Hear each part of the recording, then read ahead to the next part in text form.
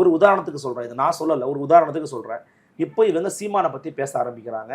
சீமான் உச்சநீதிமன்றம் போனாரு. இன்னைக்கு உச்சநீதிமன்றம் அதை விசாரிக்க இடைக்கால தடை போட்டுட்டாங்க.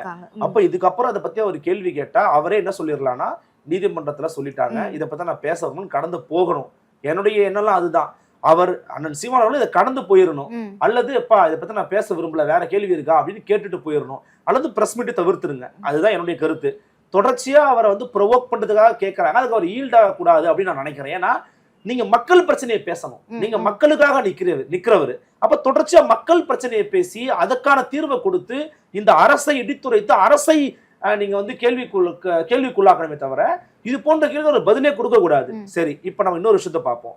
இப்படி சீமானவர்களை பேசுறதுனால இப்ப சீமானுடைய ஆதரவாளர்கள் அல்லது அதிமுக அல்லது ஆன்டி டிஎம்கேல இருக்கிறவங்க என்ன பண்றாங்க, கலைஞர் கருணாநிதியுடைய தனிப்பட்ட வாழ்க்கை எடுத்து பேச ஆரம்பிக்கிறாங்க.